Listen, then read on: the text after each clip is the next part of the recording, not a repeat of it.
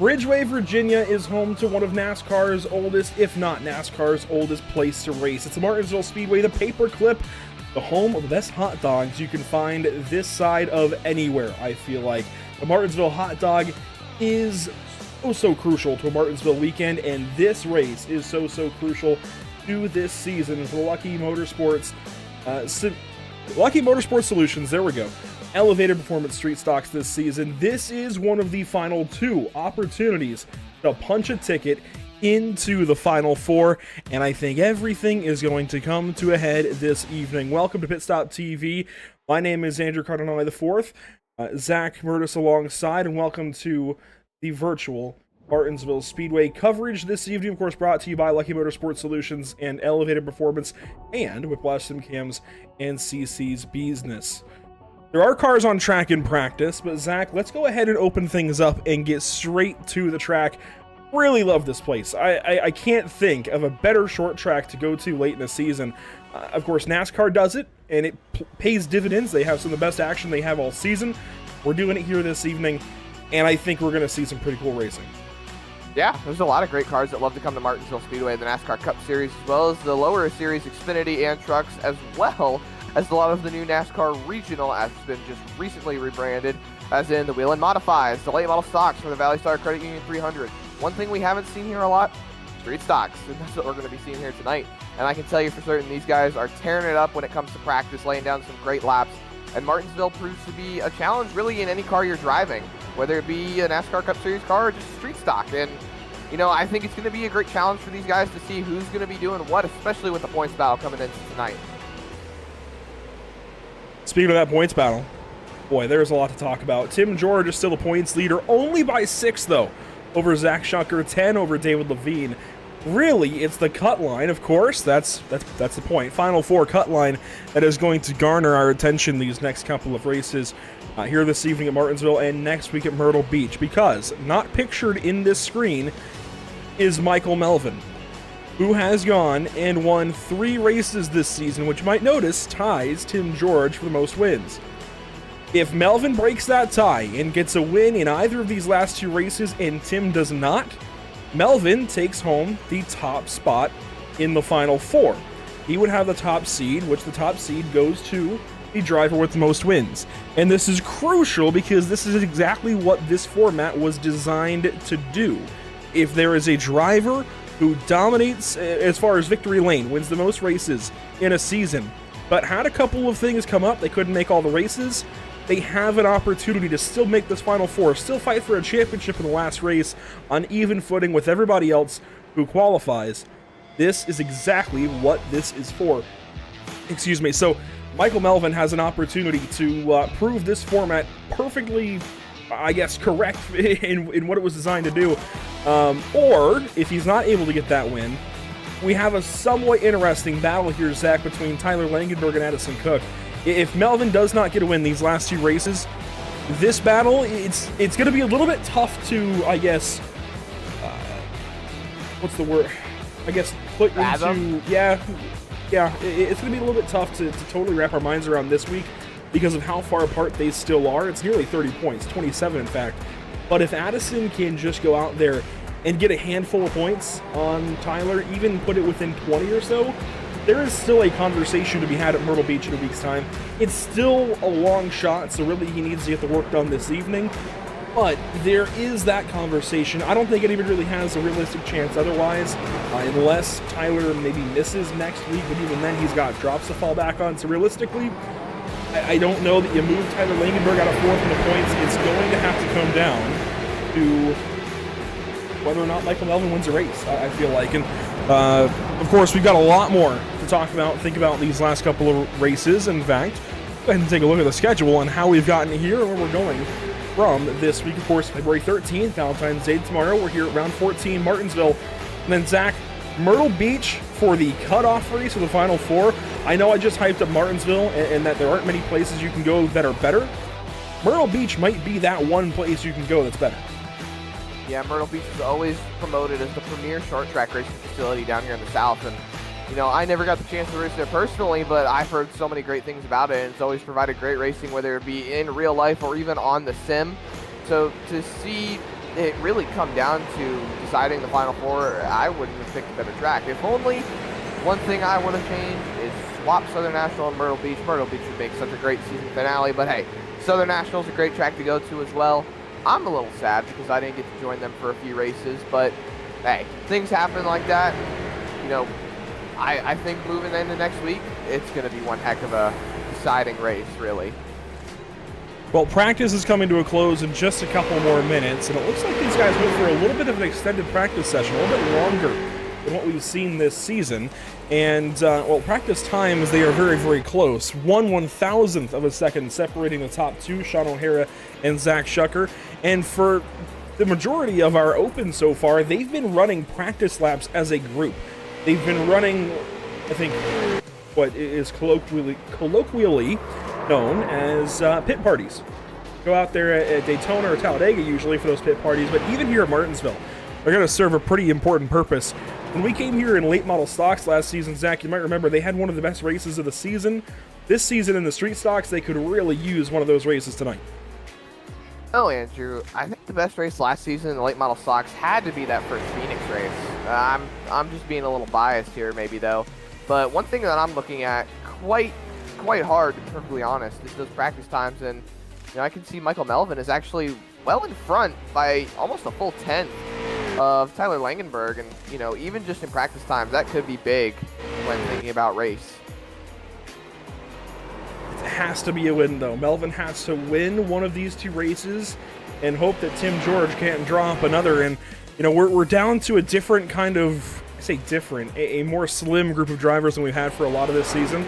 For the mid portion, if we just look at things subjectively, we had some other drivers from another team, another group that ran, and they were short track aces, and they took up a lot of the oval wins, and they kind of held a lot of the series regulars winless. And while Tim George has those 3 wins to open the season, he's been winless since. And that goes all the way back to Langley, which if we go back to our handy-dandy schedule graphic, you'll see just how long it has been since he's gone to victory lane, since October 24th. Nearly 4 months. So if Tim can get one of these 2 wins, he of course then locks Michael Melvin out of the Final Four, locks himself in. But we're talking about a big stretch. There's a lot at play. And you know what? Last week, Zach Shucker finally got his first win at North Wilkesboro Speedway. He could actually go out there, win tonight, win next week. Heck, David could do it too. They win these last 2 races. That changes who's getting that top seed as well. There's a lot that can change with this race alone. Absolutely. So many different things. And one thing that we were talking about when it came to the points, Addison Cook trying to go out there and flip the script and try to gain, like you said, just a handful of points. He was in the top 10 in practice times, whereas Tyler Langenberg was well towards the rear. So thinking about that moving forward, this could be a big deciding race for these points. Wyatt Roberts on track, beginning lap number 1. Had the ability briefly to go turn some laps against some AI drivers here in the street stock in racing conditions. This is going to be a fun race from their point of view and from ours, as Melvin's going to burn lap 1, get the exit here for lap 2.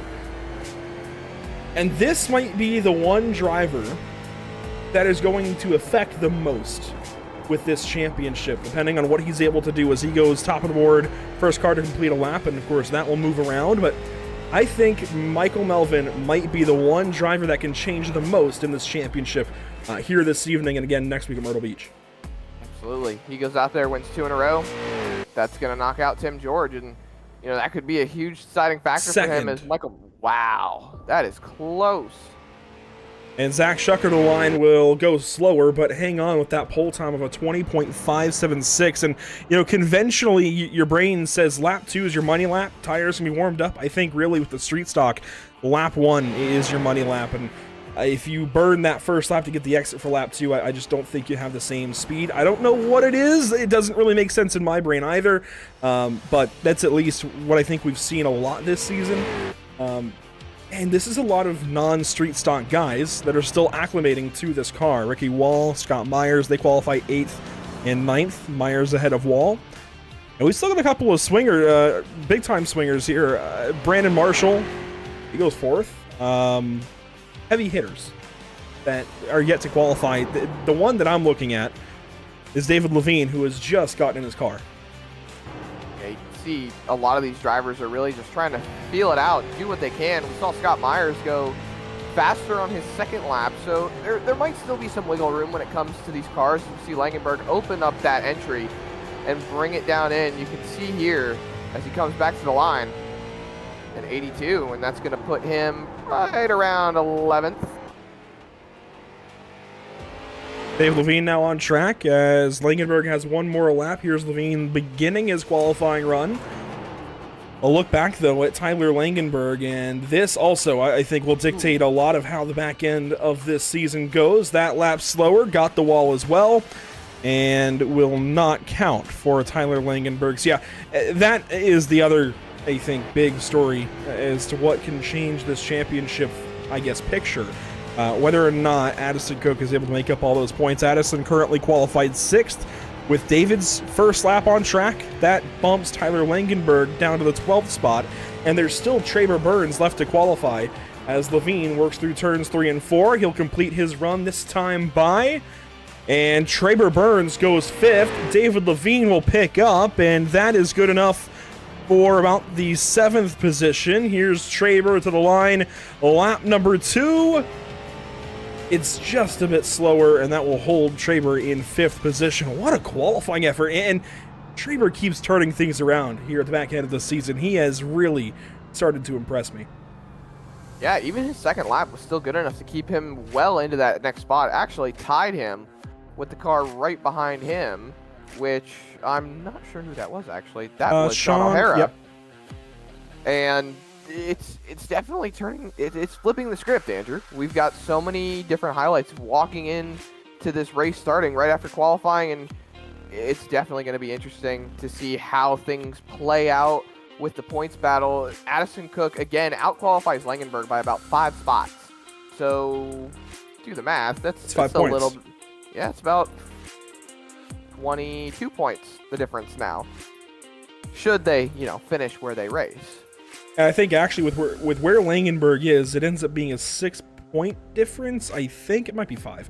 Regardless, that takes out a chunk, and if Addison is able to get his first bonus points of the season, which is kind of crazy to say, but his first bonus point of the season potentially, that of course would add to it.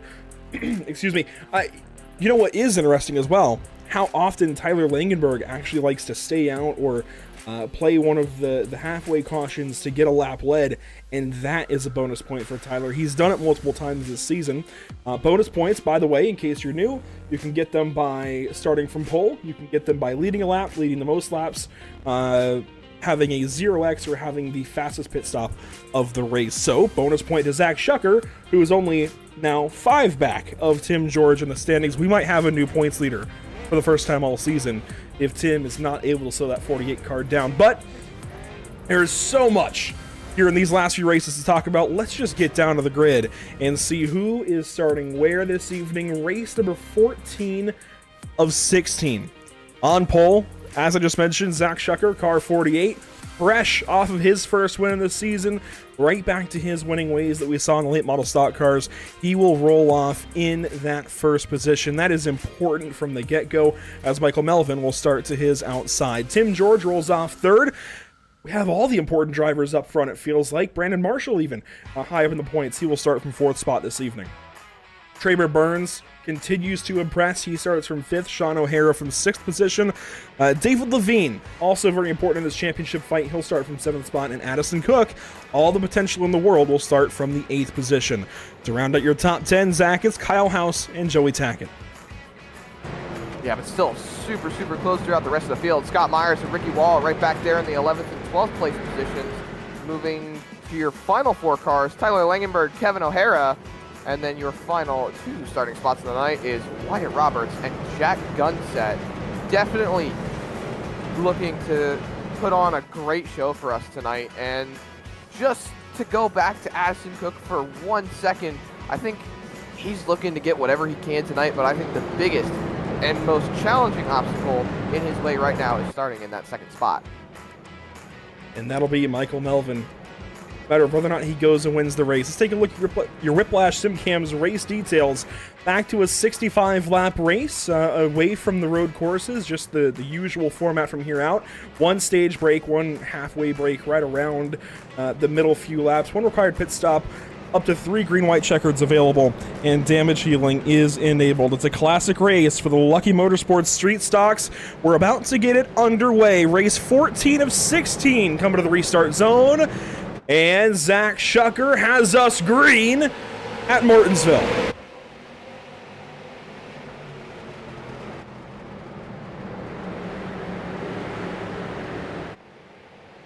And already through turns 1 and 2, Michael Melvin is fighting with everything he's got lap 1. We've seen a lot of these two back and forth.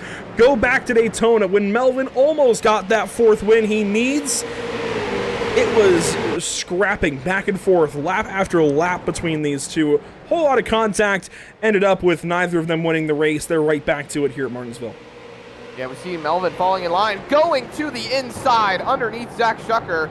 He's going to leave the line open. They're banging off a 4 and give that lap to Melvin right there at the line, going down into 1. Tim George trying to fill the gap and keep the 48 car on the top side, and he couldn't quite get there. He was awfully close, though, down into turn 1 that last time through, side by side, still for the race lead. And Tim George still getting right to the bottom of the racetrack, trying to protect that bottom side from Brandon Marshall and everybody else behind. By the way, Wyatt Roberts off pace, but he's still with the field. See them still side by side for the lead. Look at Tim George just trying to find a hole. Looks like he may look to the outside. What a send! Melvin on lap 4. Tim George all the way up into the wall. Brandon Marshall's going to sneak by for 3rd. Look at them, still side by side for this lead, Andrew. Is this the last lap or lap 5? Racing like it was the last lap last time through, as it's a big hit to the wall for Tim George in the double lot. Now Brandon Marshall looks to the inside. We've got our hands full tonight, that's for sure. Absolutely. As Tim George once again in the wall on the straightaway right there. So they are now single filed out. Shucker going purple with a 2076. You can see him just setting the gap a little bit, about 1 to 2 car lengths back to Michael Melvin. As our next fight is Traber Burns and Tim George for the 5th position. Brandon Marshall now looking to the inside there of Michael Melvin, and I feel like as soon as Zach got away from the 36 car, all of his problems went out the window, at least for the time being, as now Sean O'Hara looks to the inside. Marshall covers that into turn 3, flips the curb, and sends Melvin hard into the outside wall. Car 36 has eaten some foam. We stay Looks like green. he'll get it back rolling. Wow, that is huge. Of course, we still have the caution waiting, as this is look at this hornet's nest behind Kyle House on the bottom of the racetrack. Tim George falling back now to the 7th spot, trying to keep it over Addison Cook. There goes the 07 on through, which is a good point to mention. Addison Cook now through to 7th, as Tyler Langenberg has picked up a couple of spots into 11th.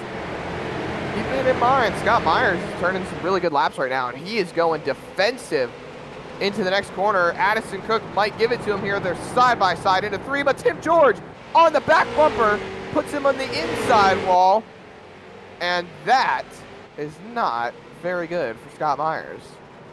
Ricky Wall slides in just to the bottom side as he takes a look at the 3 of Tackett down low, the 91 of Langenberg up top.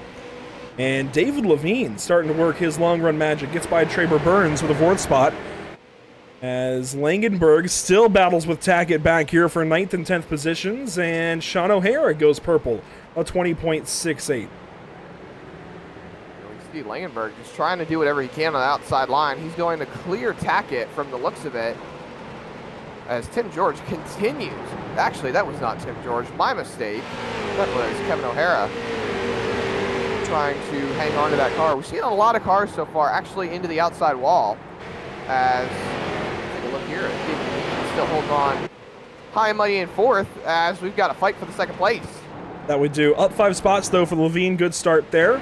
or 3 spots I think it was, as Brandon Marshall just hangs on to that car into turn number 4, looking up at Sean O'Hara. Some fighting in the back. Kevin O'Hara turned around, nearly gets Wyatt Roberts, and the leaders aren't far back. That's turn 4 for Kevin and turn 3 for leader Zach Shucker.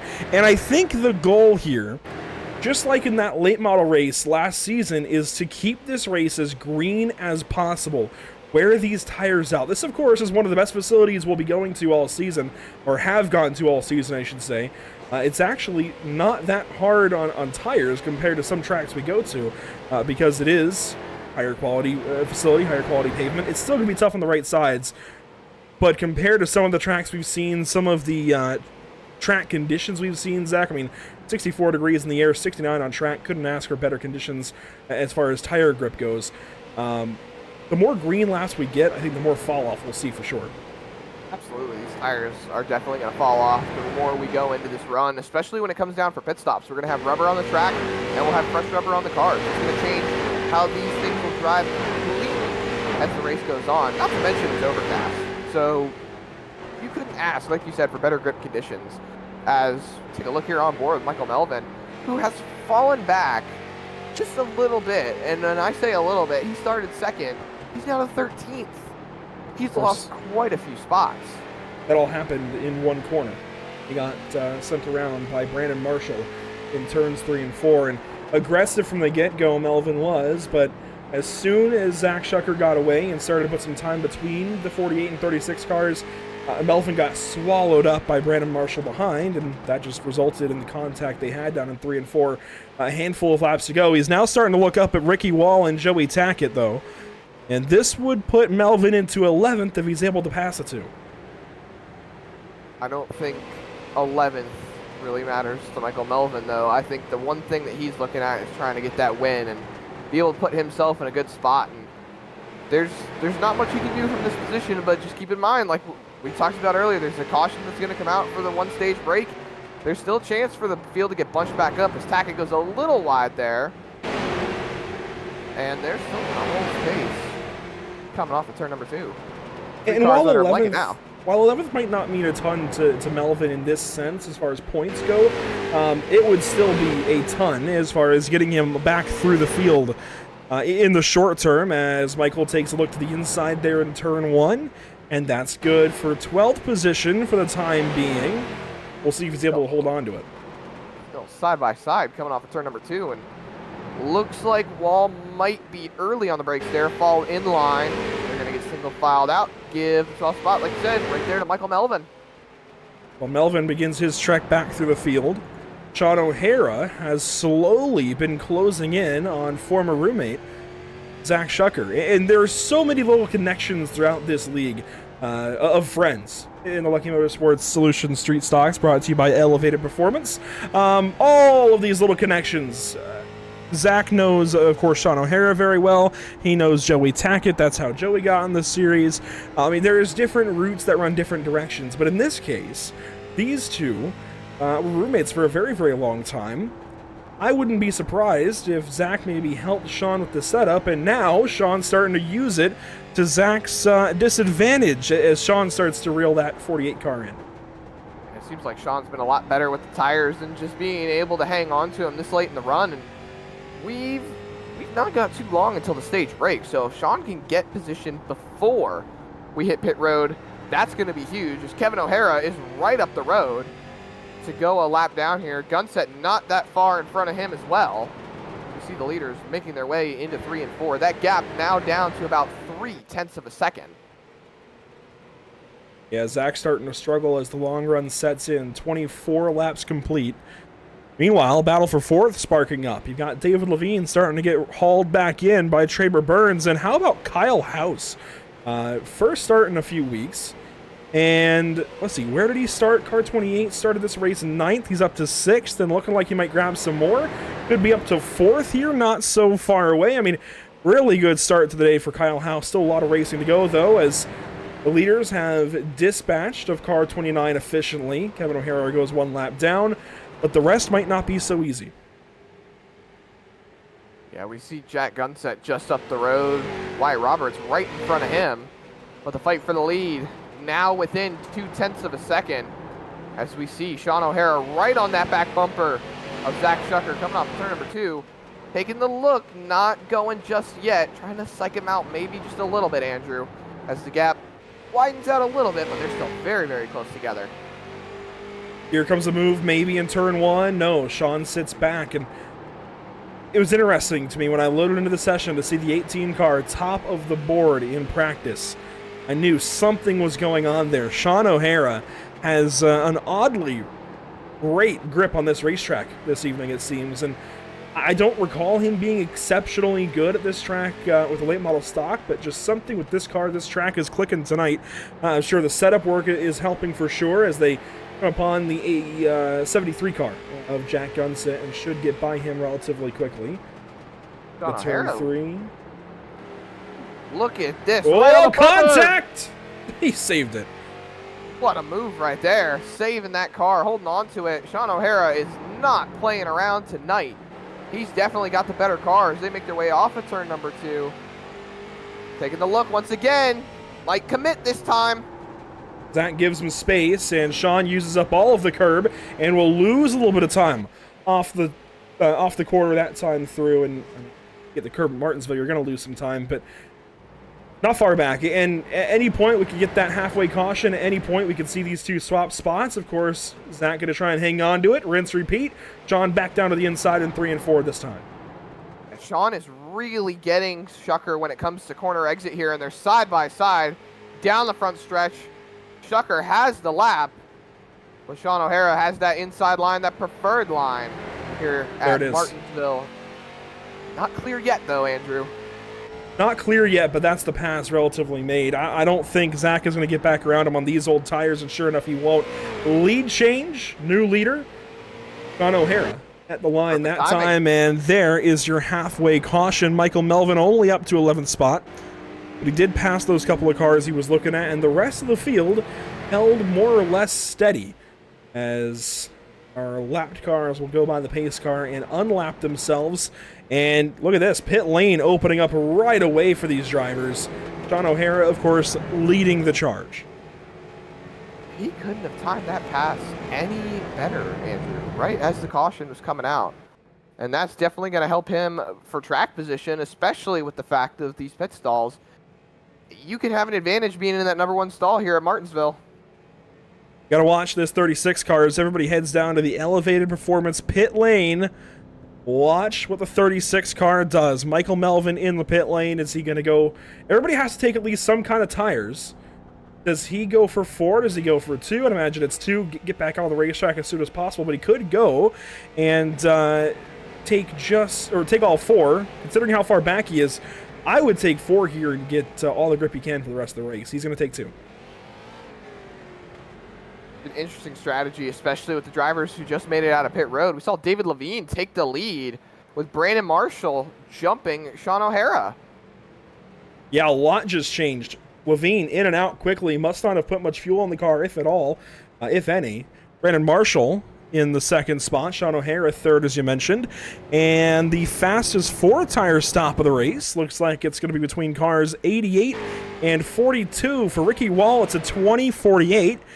For Wyatt Roberts, it's a 20:48. We're not going to break out the stopwatch. If they stay tied like that, I think they both get it.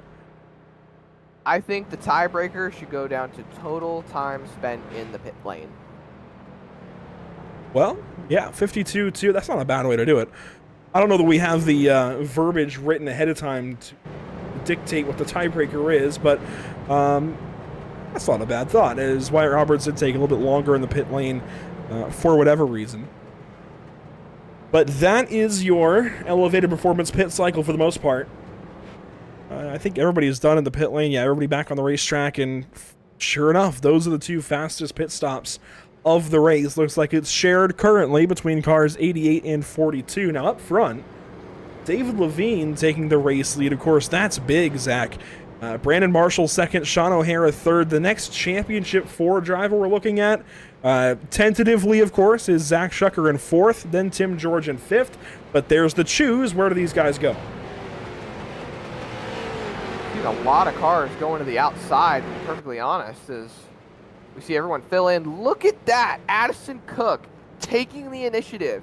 He jumped a few drivers on pit lane, and now he's up into the 4th spot for the choose. Look at Melvin. He's going to line up 8th. Yeah, Tim George falls back a little bit. Zach Shucker takes the bottom line behind Brandon Marshall. Andrew, I think we're shaping up for a real good restart right here with Sean O'Hara on the outside as well. He called it there with Shucker. He'll restart 5th, effectively, with Tim George 7th, Michael Melvin 8th.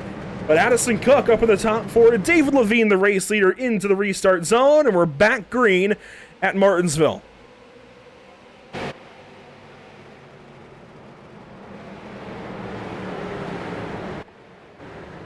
Spinning! Tim George into the garage, and it's a massive crash behind.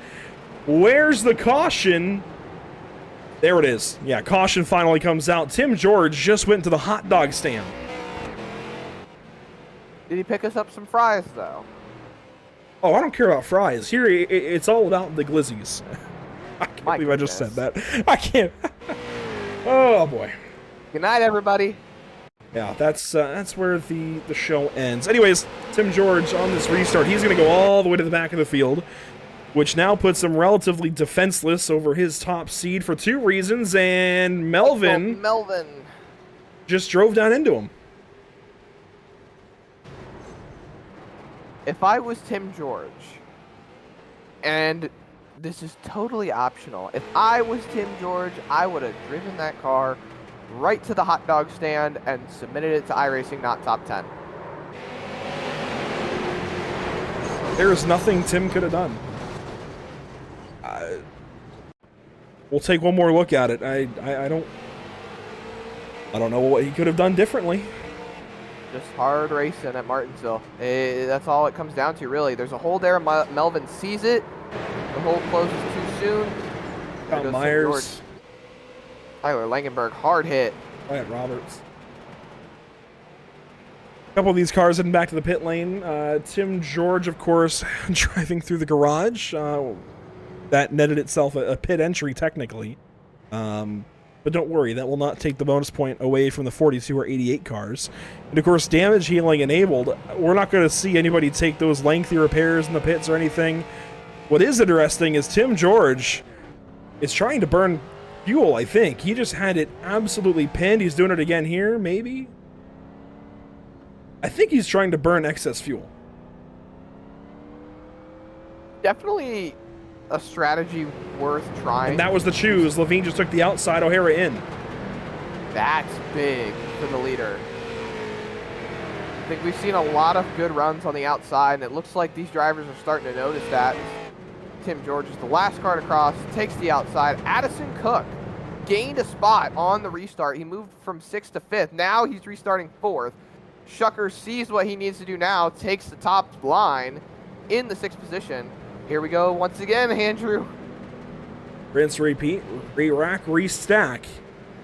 Waiting on the field to get back into the Geico restart zone. This time out of turn number 4. David Levine in control. Restart zone there. Green flag once again. He's going to clear himself quickly, or at least try to, down in front of the 18, who hits him down in turn 1. Everybody else is a hornet's nest. Sean O'Hara really tried. There's a few cars tapped the wall. Coming off of turn number 2, fight for 3rd. Addison Cook, Brandon Marshall, as they're almost 3 wide behind him. Bottom clear, Cook in line, as Shucker is now the one on the outside, but it looks like he might clear. No, Kyle House throws it in there, 3 wide and 2. Marshall won the fight, gets away for 3rd, and Zach Shucker just slotted into 8th position.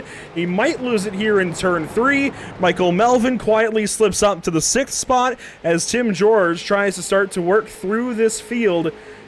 He does not want to have to use this as a drop. I think he could very much lose this points lead, especially with who is in 2nd, as Sean O'Hara has taken the race lead at Martinsville.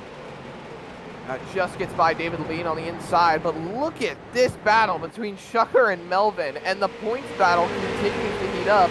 Addison Cook up to 4th, Langenberg 11th. That's about 7 points worth now, as Melvin is still trying to make his way back up to the front.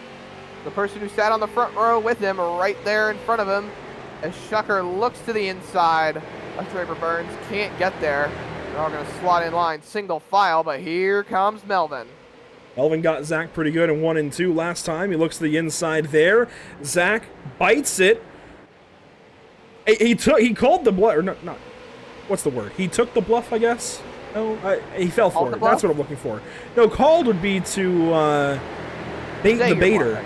Yeah, anyways, point is, he was sold, and he went a little bit deep there in turns 1 and 2. They're playing games for sure on corner entry. It's that old kind of show yourself in the mirror deal into a hairpin on a road course. Same ideology as there goes Zach Shucker trying to get to the inside of Burns. Contact up ahead to the 28 car in that chain reaction. And there they go, spreading across the front stretch. How do they enter turn 1? It's like Shucker just got to the back. And Kyle House way up the racetrack. Really wide. Keeps it up into the wall. There goes Melvin on by. He's going to use the bottom side. Oh, spinning! Big hit for the 3 of Tackett. Do we stay green as Roberts gets a piece of it? We do stay green for the time being.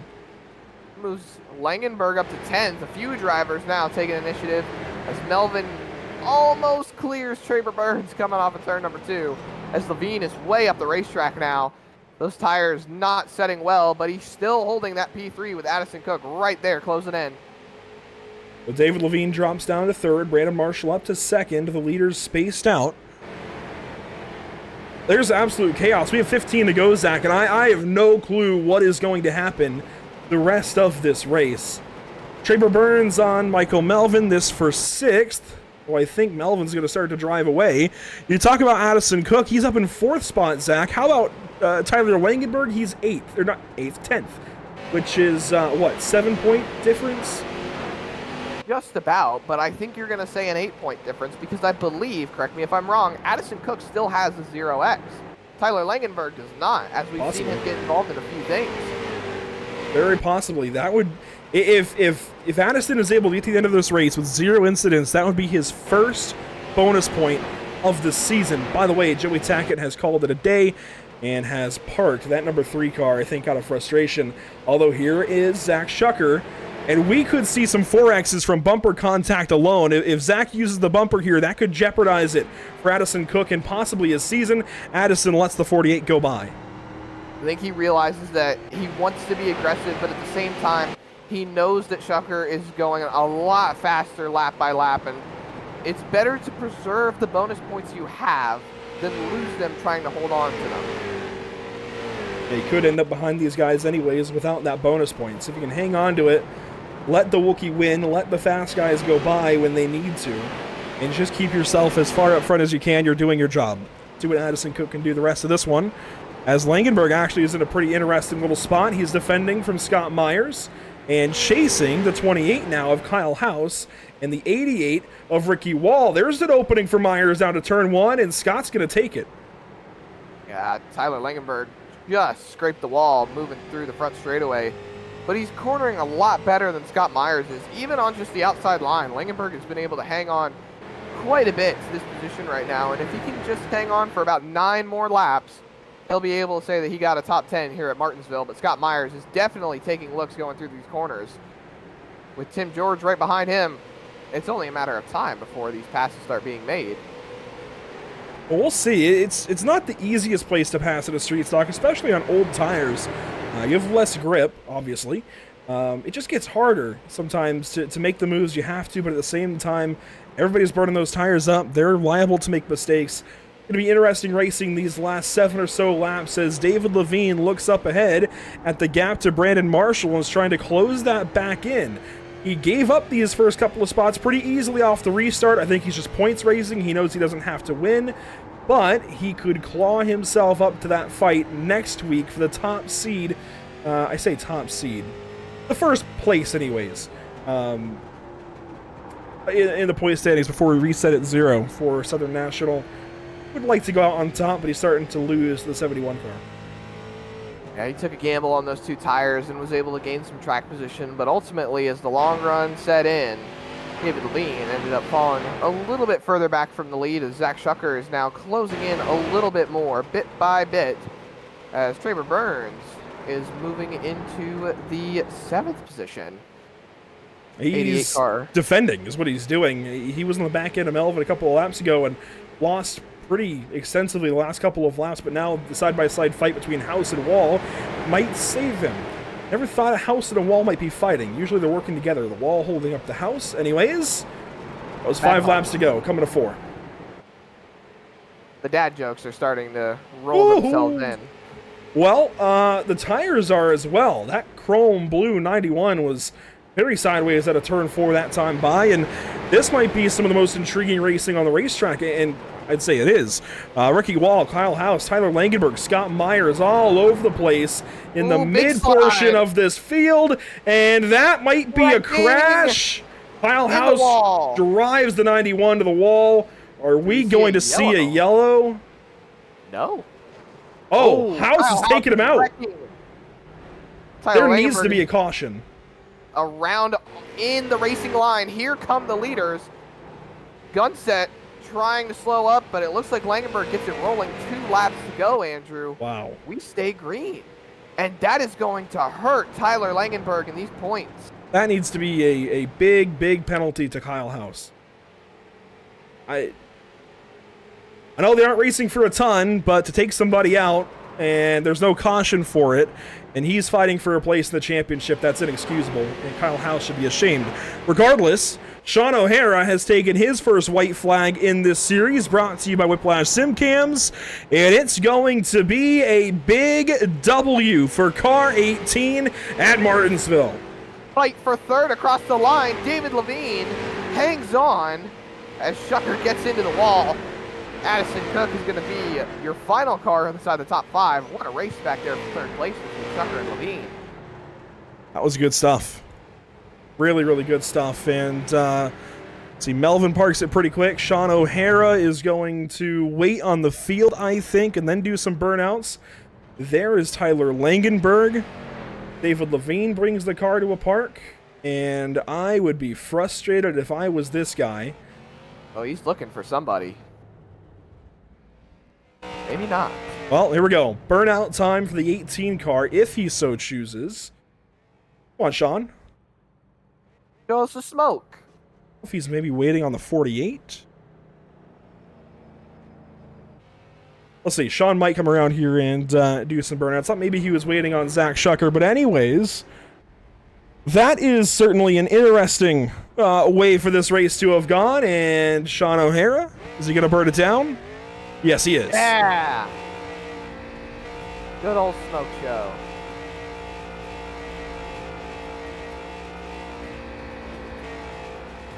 So win number 1 for driver 18, fastest in practice, started back in the 6th spot, but worked up to the front, led 23 laps, takes home the win this evening at the historic Martinsville Speedway. Really well done overall for driver 18. I'd say that's pretty impressive, at least to me. This guy's a road course guy. He actually works for Porsche Penske.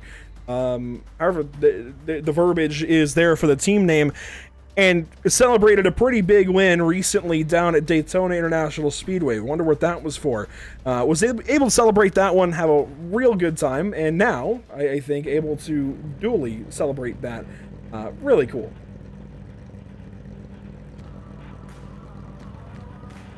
Just an outstanding race for Absolutely. these drivers.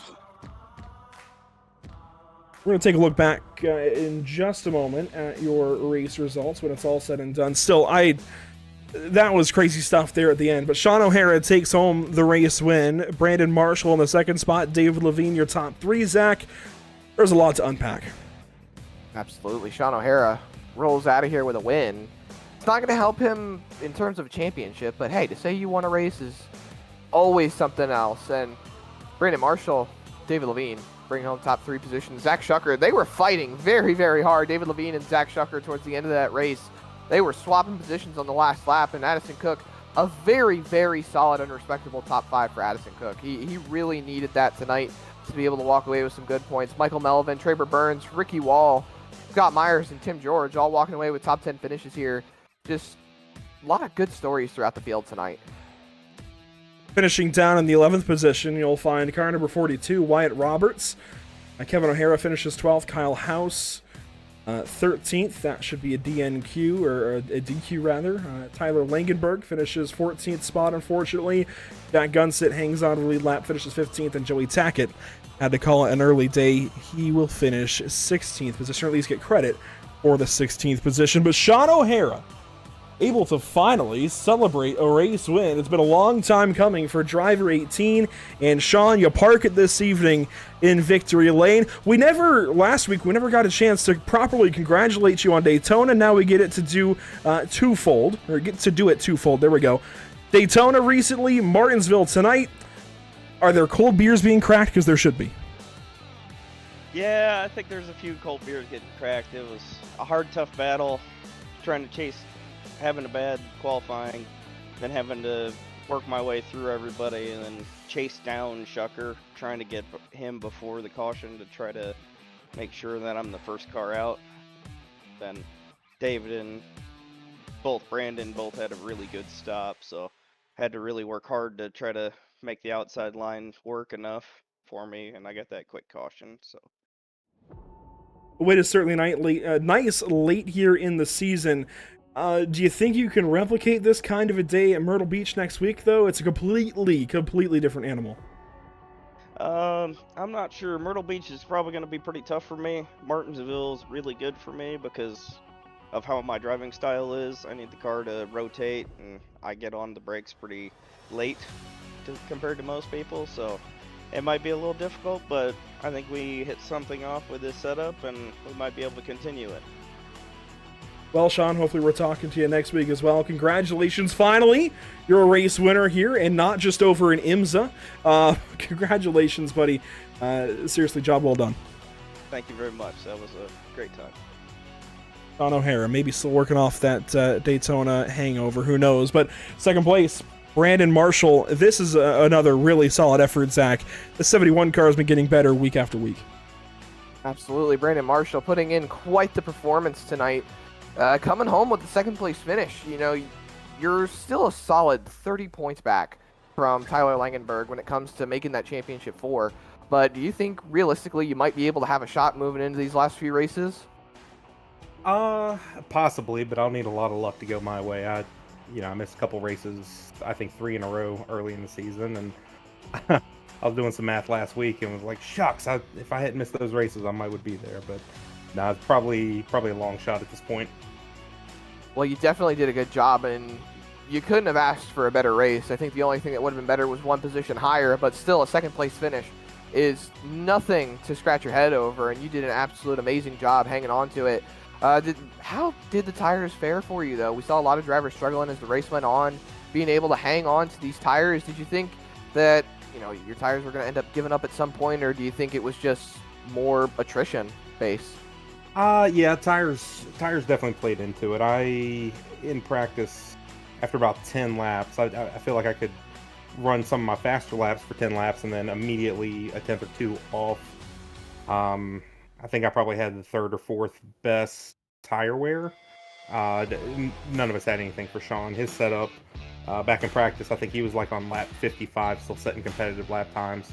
And yeah, I think we all knew at that point he was going to be probably the one to beat. But yeah, tires definitely were key here. Well, best of the rest is what you got tonight with the second place finish. And we really look forward to seeing you next week at Myrtle Beach. Hopefully you're able to get something and be able to put yourself into the championship 4. Yep, sure. Appreciate it. Absolutely. Brandon Marshall, your second place finisher. And then Andrew, we have our third place finisher on the line, David Levine. And what a finish that was for the 59 car.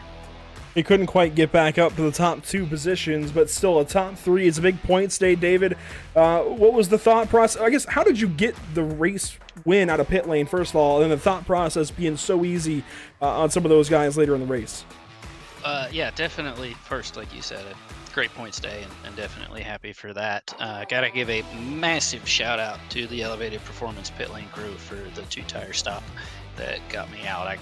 I guess I got it just perfect and got into the box perfectly and got the angle right, and iRacing was happy with it, and I was working during practice on not slipping the clutch and not buzzing the tires too much on exit of the pit box. just to try to get that good launch. So practice that a little bit during practice, and the elevated performance guys got this 59 car out front. It was all I could do to hang on and try to beat Sean and Brandon. Those guys were just too fast. Seems like everybody works on something different here. One guy might go for a little bit of short run pace, get that qualifying effort down. Somebody might go for long run pace like Sean O'Hara tonight. You're focusing that much on the pit stop, and clearly it made a big difference. You go from running, what, 5th or so before the caution to 1st out of pit lane. That's a big deal. How do you harness that again next week at Myrtle Beach? That's a great question. I think Myrtle Beach, I think I'm in a good spot now with points to where I'm pretty much locked into championship night, so I'm not all too worried about it for next week, to be completely honest. Next week's just going to be 7,000, go like hell, and have some fun. Well, David, good to talk to you. Another solid finish, and with Tim back there in 10th, who knows? This points battle suddenly is wide open, at least for the regular season championship, if you will. Yeah, that's definitely, like I said, I think my biggest thing is just continue to be there on points and, focus forward to championship night. And, at 5 flags? No, it's not 5 flags. Sorry, buddy. Just had to throw that one at you. Southern National Championship night is just going to be focused forward on that, get some practice in, start building that setup ahead of time, and, try to do everything that I can to beat Tim. And I'm guessing it's probably going to be myself and Shucker and Tyler, unless Melvin can get a win next week. Well, Bud, good to talk to you once again. 11 laps led, some bonus points there. Did you get a 0x? No, I unfortunately didn't get a 0x. I cracked a fence with a couple to go, trying to stay in front of Zach, and got a 2x. But oh well. And as always, appreciate everything that you guys do here in the Pit Stop TV booth. Big thanks to Elevated Performance for everything that they've done for us this season, and ka-chow for a little dude at home. Car 5-9 goes position number 3. Always going to talk to Mr. DL David Levine. The biggest takeaway there, Zach, is, well, it's not even anything that was said by any of the drivers. In the background, of course, I'm thinking through these different scenarios. I'm thinking about the fact that Tim George could have locked into the Final Four after today had he just... And I think he might still lock in technically, unless he were to be disqualified next week entirely and have to eat that one and not be able to drop it, of course. But that 10th place result is going to make it much choppier seas for car 00. Absolutely. There is still all the potential in the world for Michael Melvin to come and sweep in to knock him out. And after having such a good season so far, that would be terrible for him. Zach Shucker, obviously, I believe, would take the points lead after I think he's tonight. going to. Well, it still comes down to the drops, but they're going to be almost dead even. It's going to be very, very close. If not, Zach Shucker has taken the lead. But still, Tim George has the top seed, being 3 wins, and Michael Melvin comes in, that's going to just take him out.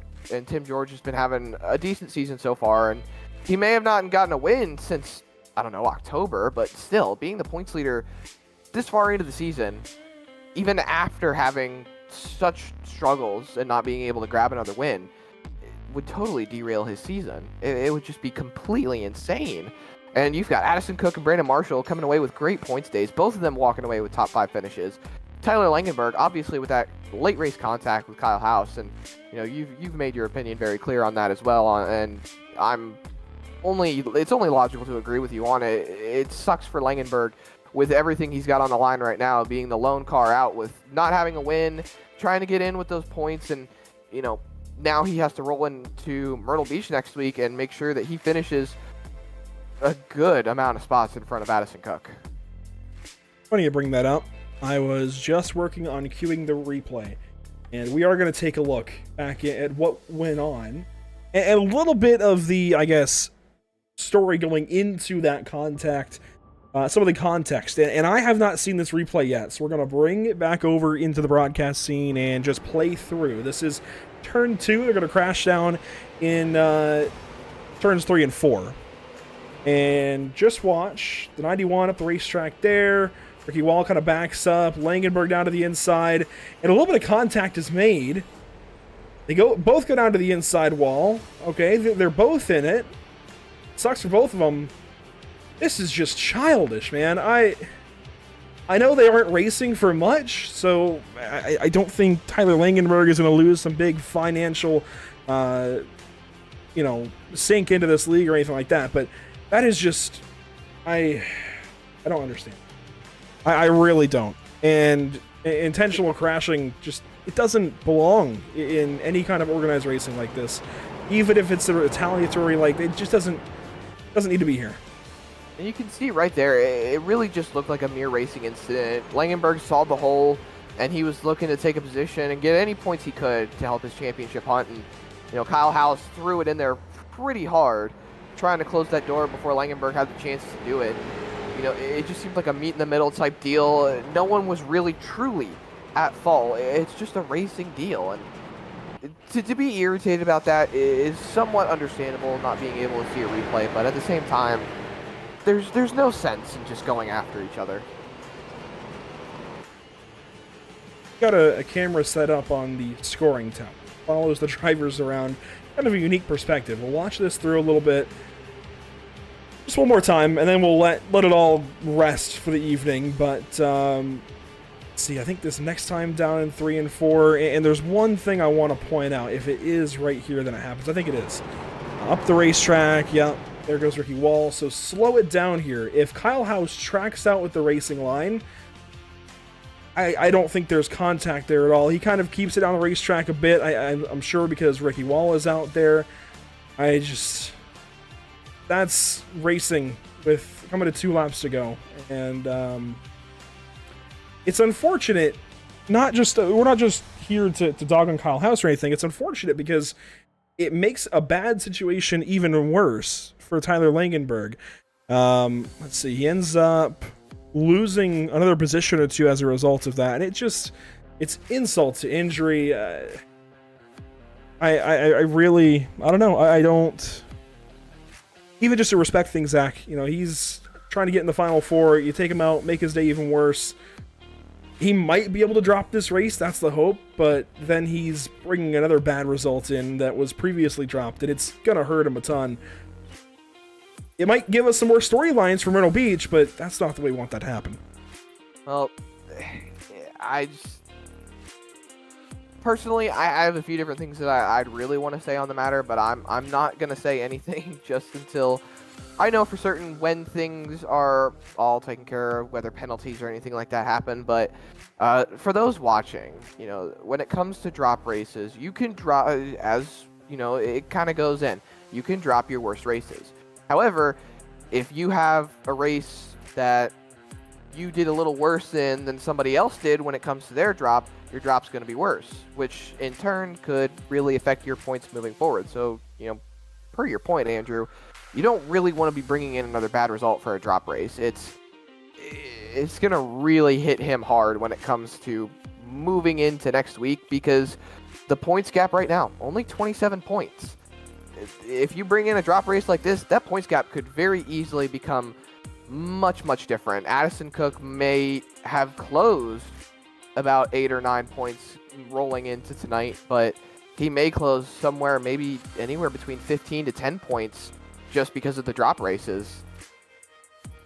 Yeah, and we'll see how things go, certainly, and it kind of puts the onus maybe on Tyler at Myrtle Beach next week to kind of, control his race, put more practice in, and make sure he stays ahead of all of that. Of course, he could still be knocked out if Michael Melvin goes to victory lane next week at Myrtle Beach, but who knows? We'll have to wait and see and get to Myrtle Beach in a week's time. There's only so much we can do, so much we can say about what's already happened.